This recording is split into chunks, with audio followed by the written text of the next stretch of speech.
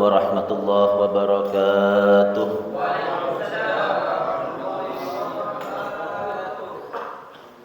Bismillahirrahmanirrahim. Alhamdulillahi rabbil alamin. Wassalatu wassalamu ala habibi rabbil alamin. Sayyidina wa habibina wa syafi'ina wa tabibi qulubina Muhammadin wa ala alihi wa sahbihi ajma'in. Ashhadu an la ilaha illallah wahdahu la syarika lah wa ashhadu anna sayyidana Muhammadan abduhu wa rasuluh sallallahu alaihi wasallam wa ala alihi wa sahbihi wattabi'ina lahum bi ihsanin ila yaumiddin wa ala sairil anbiya'i wal mursalin wa alaina ma'hum wa fihim bi rahmatika ya arhamar rahimin. Amma ba'du, hadratal muhtaramin, para sedaya jamaah pengawasan rutinan malam Ahad, hadirin hadirat yang dimuliakan oleh Allah Subhanahu wa taala. Pertama-tama marilah kita bersyukur kepada Allah Subhanahu wa taala atas karunia nikmat-nikmat yang telah diberikan kepada kita semua sampai saat ini, terutama nikmat iman, nikmat Islam, serta nikmat dimudahkan langkah kaki kita untuk menambahkan ilmu dan memakmurkan baitun min buyutillah, rumah daripada rumah-rumahnya Allah Ta'ala, yaitu masjid. Salawat serta salam tak lupa kita haturkan ke junjungan kita baginda Nabi besar Muhammad sallallahu alaihi wasallam. Mudah-mudahan kita semua tetap bisa istiqamah melakukan apa yang diperintahkan oleh Nabi sallallahu alaihi wasallam serta menjalankan sunnah-sunnahnya dan melakukan apa yang disyariatkannya serta menjauhi apa yang dilarang oleh Nabi sallallahu alaihi wasallam.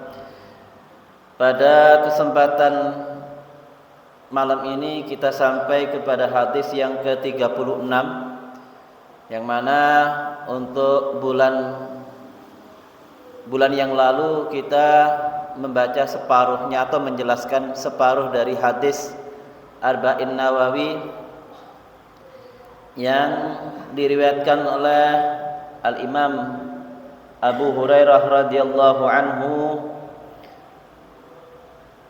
Separuh yang terakhir dari hadis tersebut insyaallah kita uraikan dan kita jelaskan pada malam hari ini. Hadis yang ke-36 yang mana menerangkan tentang keutamaan qada'u hawaijil muslimin, keutamaan seseorang membantu hajatnya orang muslim yang lain, dan keutamaan talabul ilmi, keutamaan mencari ilmu atau keutamaan mengkaji dan mendalami ilmu agama.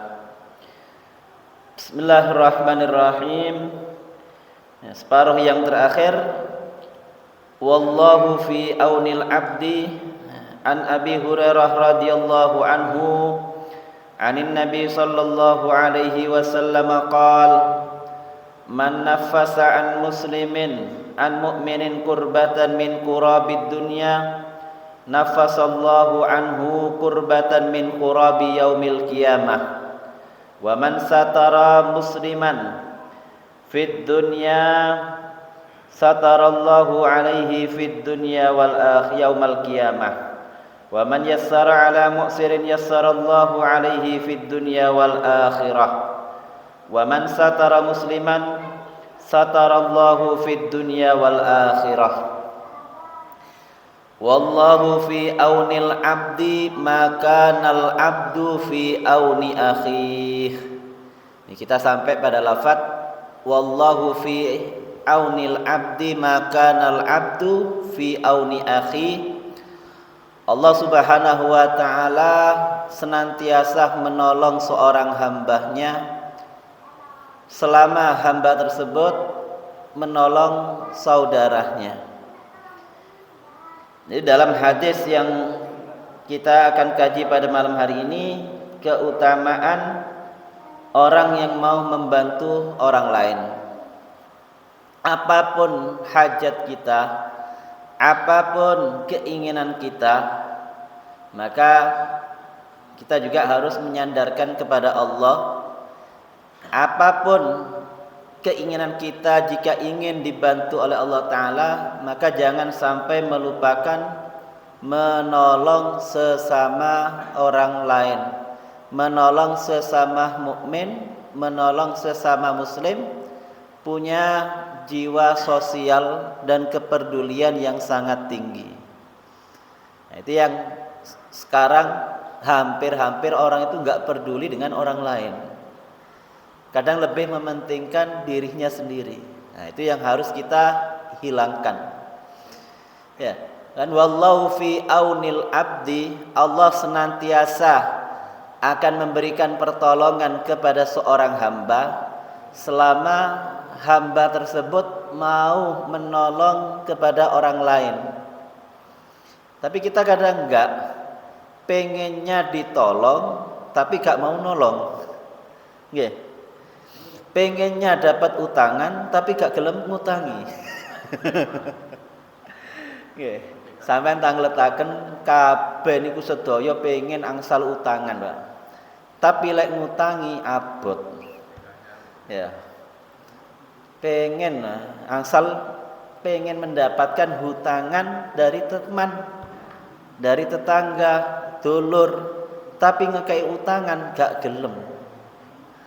Makanya pahala memberi hutangan itu besar. Lebih besar pahalanya daripada sedekah kadang. Karena orang tadi enggak akan berhutang kecuali dalam keadaan kepepet. Orang tadi enggak berhutang kecuali dalam keadaan kepepet. Tapi nggih hutangnya sing bener, Pak. Kalau sudah ngerasa orangnya enggak bakal nyaur, ya wis gak usah dihutangi, Mon. Ya. Sampeyan kasih pun niki kula paringi sedekah hadiah. Daripada ditagih gara-gara hutang putus hubungan, ya asal kita kasih 50.000, kita kasih 20.000. Kalau memang kita tahu orang tadi enggak akan bayar. Tapi kalau kita tahu orang tadi orangnya amanah, orangnya itu jujur, tepat, ya kita kasih. Kan sebagian orang niku memang punya amanah.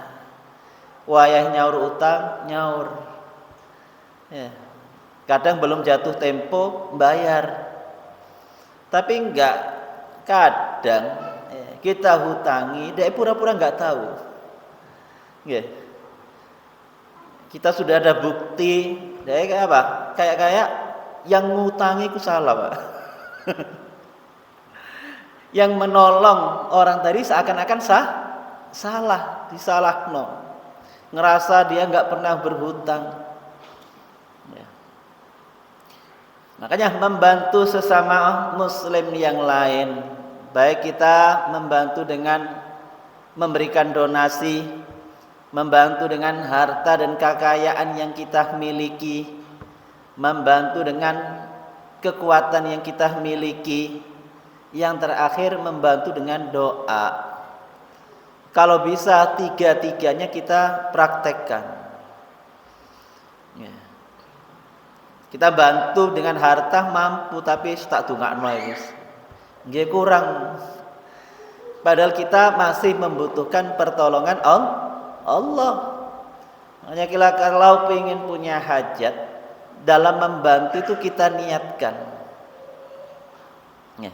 Kita punya suatu hajat, Kita membantu orang lain, kita niatkan, kita bersedekah, kita menginfakkan, kita niatkan apa yang kita hajatkan. Ya. Maka Allah Subhanahu wa taala akan membantu dan memudahkan urusan orang tersebut. Allah Subhanahu wa taala akan membantu apa yang diinginkan oleh orang tersebut.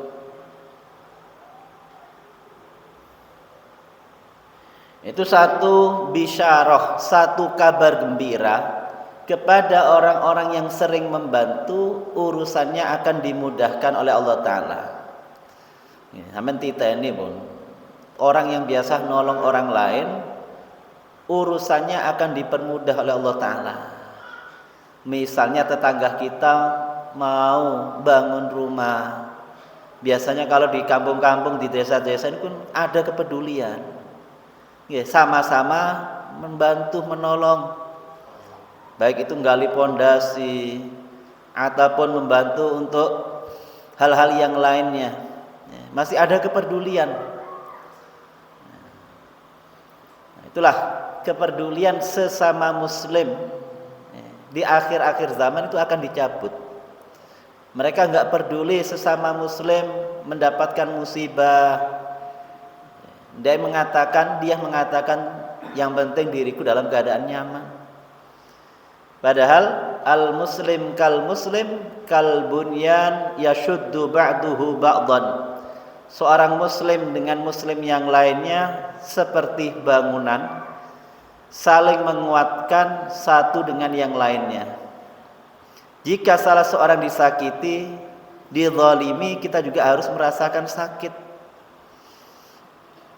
Meskipun itu jauh, ya, paling tidak kita mendoakan saudara-saudara kita yang dizalimi, saudara-saudara kita yang diperangi, saudara-saudara kita yang dalam keadaan tertindas. Kita doakan. Kadang kita nggak ikut bantu pakai donasi, nggak bantu dengan kekuatan yang kita miliki, jabatan yang kita miliki, juga nggak bantu dengan doa. Ya, niku, kenemenan jadinya. Ya, paling tidak kita bantu umatnya Nabi, selesai doa, selesai sholat, waktu doa kita ikutkan dalam doa kita. Ya Allah, bantulah kaum muslimin yang dalam keadaan dizalimi, yang dalam keadaan diperangi, dalam keadaan tertindas. Kita juga termasuk ikut andil. Kita punya rezeki lebih, kita ikut donasi. Meskipun hanya 50.000, 100.000, atau 20.000, 10.000. Ada kepedulian sosial. Ya, kan karena mereka juga saudara kita, sesama muslim. Jadi kalau kita yang sedikit aja nggak mau bantu, ya, bagaimana dengan yang banyak? Kita punya rezeki, paling tidak kita sumbangkan. Bantu tetangga-tetangga kita, bantu saudara-saudara kita sesama muslim, terutama tetangga yang masih ada hubungan kerabat. Kan kadang enggak bantu yang jauh, tetangga dan kerabatnya yang dalam keadaan kekurangan enggak dibantu. Nah ini salah ya. Wa atidzal qurba haqqahu, berikanlah kerabat yang dekat, apalagi masih ada tetangga dengan kita, haqqahu, haknya. Dia pengen dapat bantuan, tapi kadang bantu yang jauh, tetangganya yang dekat masih ada hubungan keluarga dan kekerabatan, nggak mau dibantu. Nah itu salah. Maka dalam hadis tersebut anjuran dari Nabi Shallallahu Alaihi Wasallam kepada kita semua untuk menunaikan hak saudara muslim kita yang ingin memerlukan bantuan,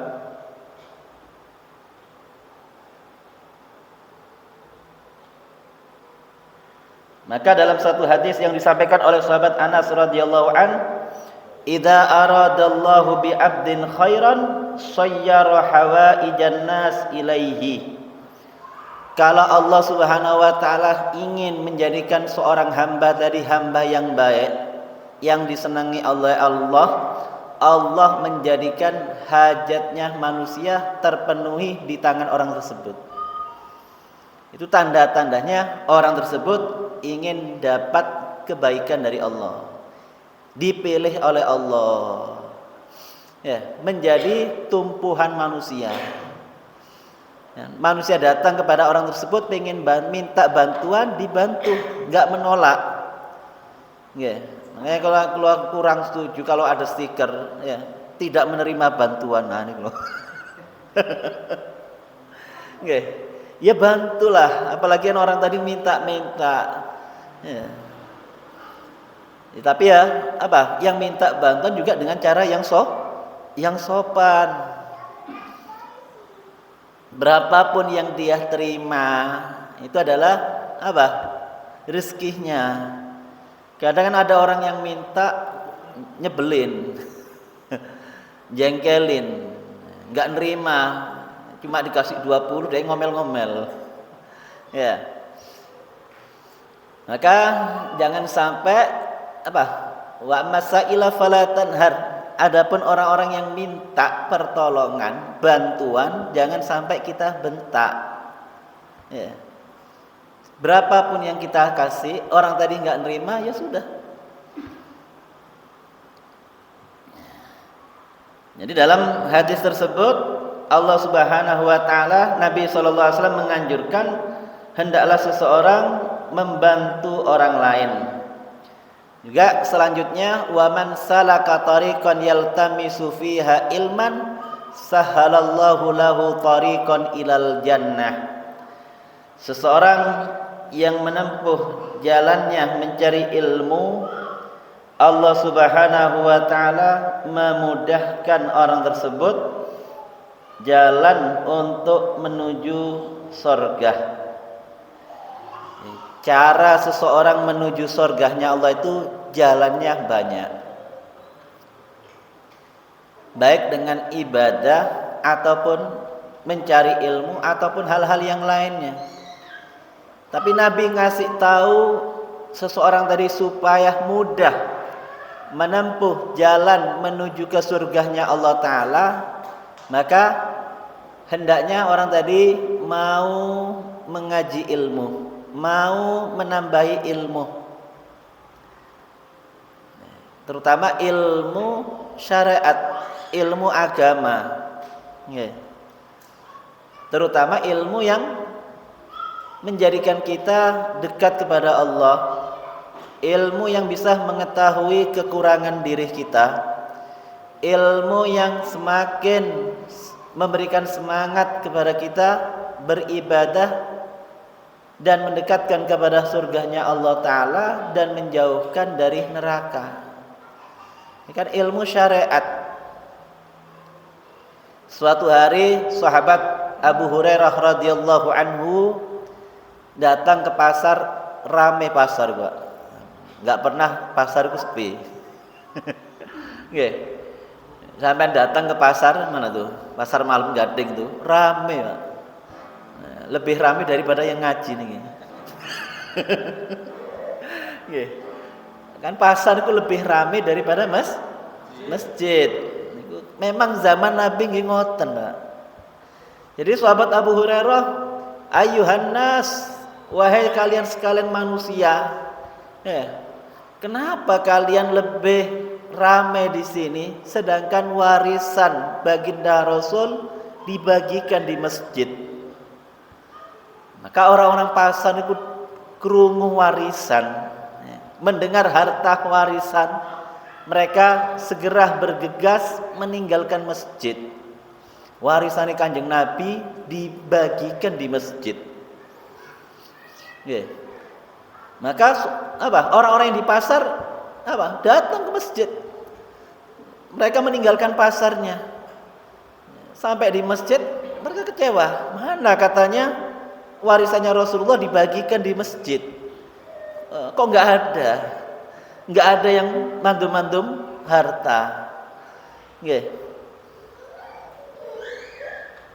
Maka mereka kembali dari masjid menemui Abu Hurairah. Ya Abu Hurairah, wahai Abu Hurairah yang bernama Abdurrahman bin Sakhar, engkau mengatakan warisannya Rasulullah di masjid dibagi.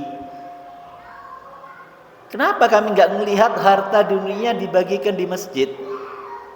Maka Abu Hurairah, tidaklah kalian tahu apa yang kalian lihat di masjid. Kami melihat di masjid itu orang baca Quran.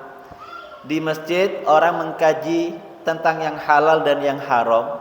Kami melihat ada orang yang ibadah sholat. Kami melihat di masjid ada orang yang duduk iktikaf. Kami melihat di masjid mereka berzikir kepada Allah Ta'ala. Kami lihat mereka di masjid bertafakkur. Kami lihat mereka di masjid dalam keadaan sujud. Maka sahabat Abu Hurairah mengatakan, hadhihi hiya warasatur Rasul, itulah warisannya Rasulullah. Ya, itulah warisannya Rasul. Jadi mencari ilmu termasuk warisannya Rasulullah. Tapi kadang nggak mau orang, kadang nggak berupa materi, nggak ada materi. Itu warisannya Rasulullah. Ya, orang bisa ngaji Quran, bisa berzikir sehingga hati tadi tenang, bisa mengkaji ilmu agama, tahu mana yang halal dan yang haram, bisa ngerjakan sholat dengan benar, tahu cara-caranya berwudu, tahu cara-caranya berpuasa, zakat, haji dan yang lain-lain. Itu warisannya Rasul. Itu yang dikatakan oleh sahabat Rasulullah, innal anbiya, sesungguhnya para nabi, para rasul, lam yuwarrisu dinaran wala dirhaman. Para nabi, para rasul itu enggak mewariskan harta. Enggak mewariskan harta dunia. Innama warasul ilma, sesungguhnya mereka itu mewariskan ilmu. Mewariskan ilmu. Maka jangan sampai anak kita, keluarga kita gak ngerti ilmu agama,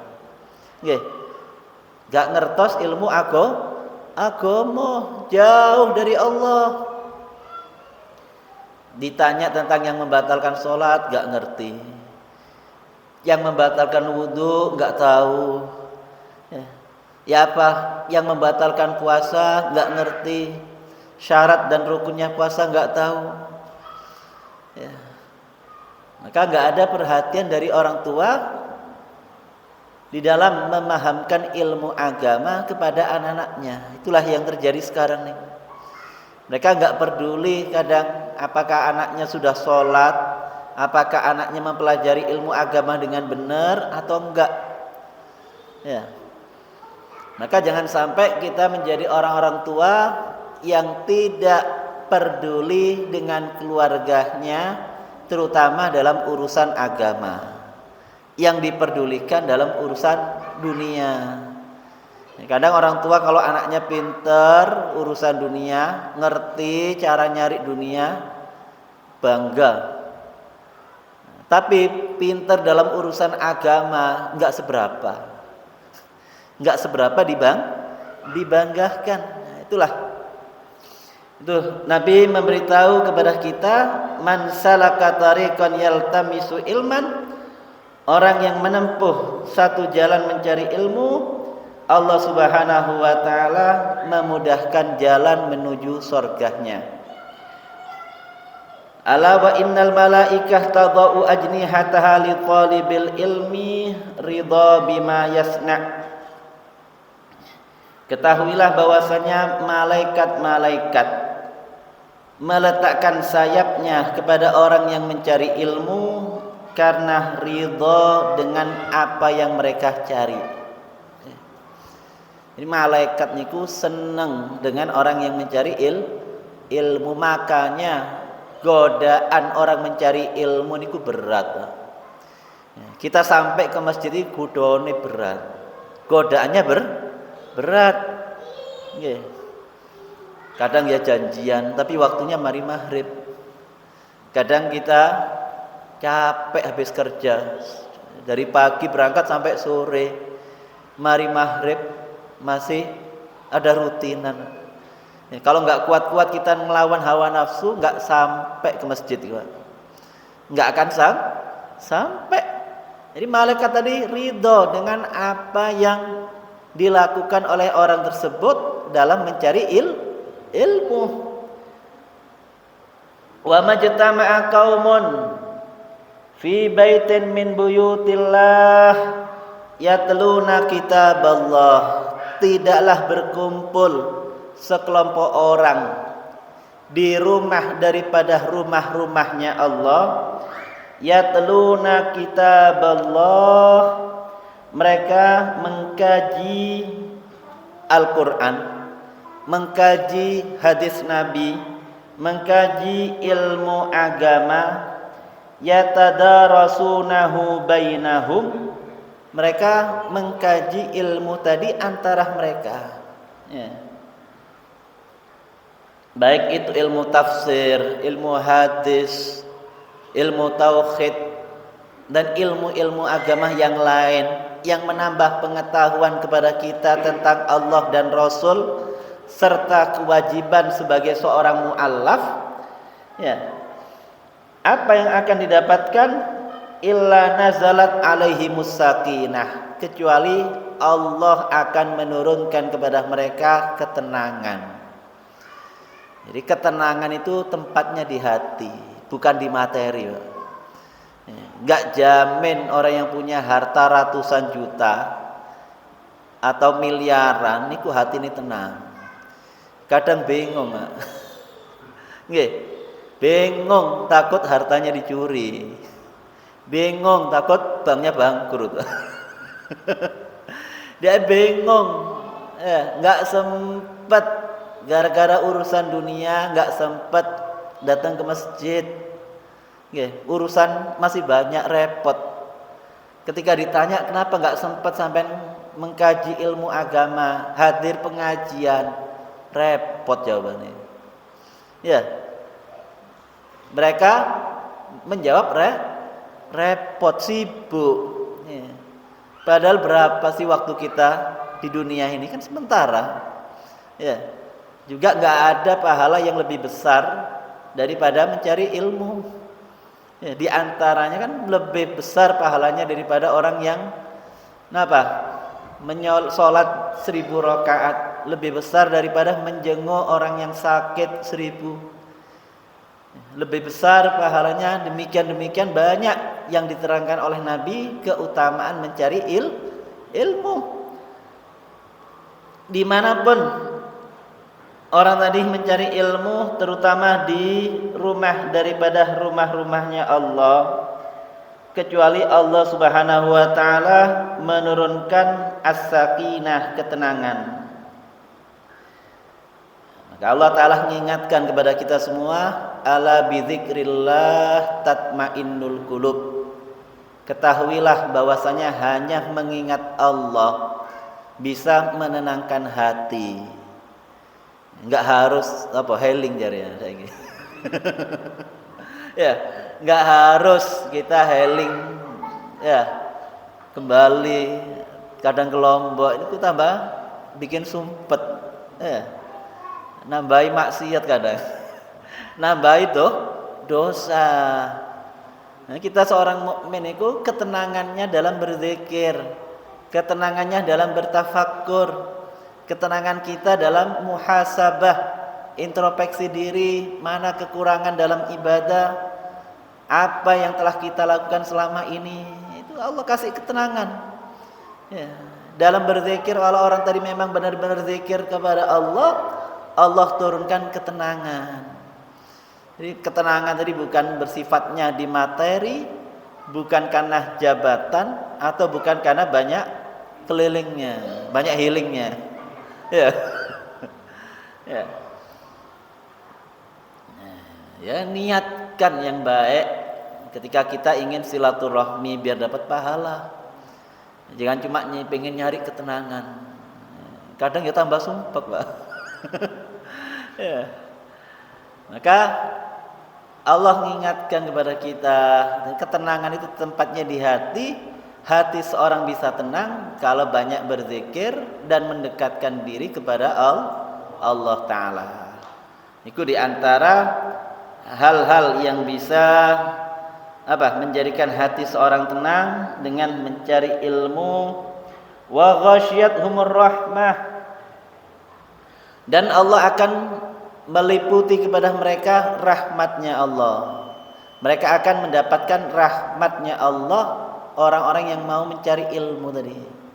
Kan orang pengen dapat rahmatnya Allah, tapi caranya kadang salah.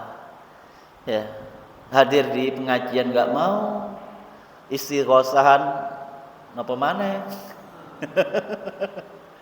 Padahal ya sebulan sekali ya, sebulan sekali istighosahan nggak mau.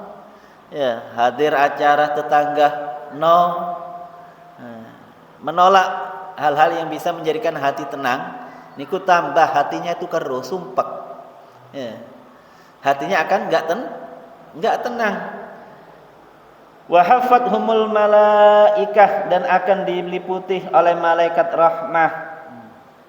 Karena mengkaji dan mendengarkan Al-Quran, mengambil tabarruk dan ta'zim kepada ilmu agama, maka syaitan mencegah malaikat enggak mengganggu orang tersebut.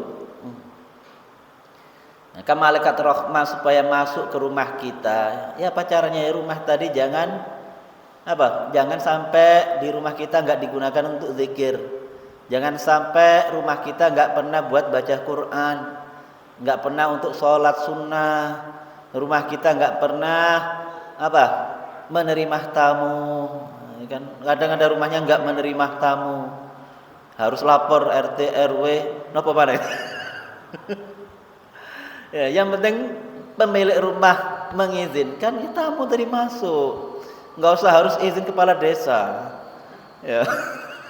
Ya, niku yang menjadikan rumah kita mendapatkan rahmatnya Allah. Tenang meskipun rumahnya seadanya, ukurannya enggak harus besar, tapi tenang, tentrem, keluarganya harmoni, bahagia. Ini karena dekatnya penghuni rumah tadi kepada Allah. Berapa banyak rumah yang besar bertingkat-tingkat tapi panas, Pak. Enggak tenang penghuninya. Sumpek setiap kali masuk rumah. Yang terakhir, wa dzakarahumullahu fi man indahu, Allah Subhanahu wa taala membanggakan orang tersebut di hadapan malaikatnya. Di orang yang ahli ibadah, orang yang mengkaji ilmu, apalagi masih muda-muda, niku dibanggakan oleh Allah taala di hadapan para malaikat.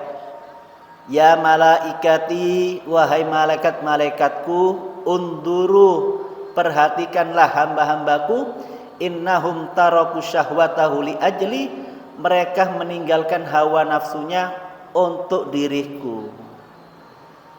Enggak mau ngikutin nafsu demi Allah Ta'ala, ninggalkan keinginan demi mencari ridhonya Allah. Itu kita enggak apa-apa tinggalin nafsu kita, kita ngelawan hawa nafsu kita antara maghrib sampai isya demi untuk dapat ridhonya Allah, pengen dapat rahmatnya Allah, pengen dapat maghfirahnya Allah, pengen dapat ampunannya Allah. Wa man bata alaihi rizquhu lam yusri bihi amaluh, dan orang bata'a fihi amaluh, lambat amal perbuatannya, maka lam yusri, tidak bisa mempercepat. Wa man bata'a bihi amaluhu lam yusri bihi nasabuhu, orang yang lambat dalam melakukan amal ibadah enggak bisa mempercepat nasabnya. Jadi enggak jaminan nasab orang dari misalnya dari darah biru ya bisa menjadikan amalnya banyak, sedangkan amal ibadahnya males. Ya, misalnya karena keturunan ningrat keturunan kerajaan, Ya, membanggakan dengan nasabnya tapi amalnya enggak karu-karuan. Ya. Itu bukan jaminan. Nasab tadi mengangkat martabat dan kedudukan seseorang. Kalau apa yang dia lakukan enggak seperti apa yang diajarkan oleh Nabi. Makanya kita enggak usah membanggakan nasabnya. Ya. Kok diurut-urut nasabnya yang nang Majapahit. Ya udah, kita memperbaiki apa yang kita lakukan hari ini. Nggak usah, ya itu kan ayah kalian, itu kan kakek moyang kalian. Terus kalian bisa apa? Ya, mereka orang-orang yang soleh, mereka orang-orang yang dekat dengan Allah. Terus kalian punya apa? Nah, itu yang kita pikirkan. Mereka orang yang dekat dengan Allah, mereka orang yang dekat dengan orang-orang yang soleh. Tapi apakah kita bisa niru nenek moyang kita, abah-abah kita? Ya, jangan sampai hanya bangga dengan nasabnya, tapi perbuatannya nyeleneh, menyimpang dan jauh dari syariat. Maka man batta'a bihi amalu, orang yang lambat amal perbuatannya tidak mempercepat dia dengan nasabnya. Jadi mudah-mudahan kita semua selalu dapat hidayah dari Allah Subhanahu wa taala, selalu dapat taufik dari Allah Subhanahu wa taala, didekatkan melakukan amal kebaikan dan dijauhkan dari kemaksiatan, dan mudah-mudahan keluarga kita semuanya dijadikan keluarga yang harmoni, keluarga yang diberikan ketenangan oleh Allah Taala, keluarga yang rukun, anak-anak kita dijadikan anak yang soleh, solihah, taat kepada perintah-perintah Allah Subhanahu wa taala, dan rizki kita dimudahkan dan diluaskan oleh Allah Subhanahu wa taala dengan rizki yang halal, dengan rizki yang barakah, rizki yang mendekatkan kita kepada Allah taala dan menjauhkan dari kemaksiatan dan dosa.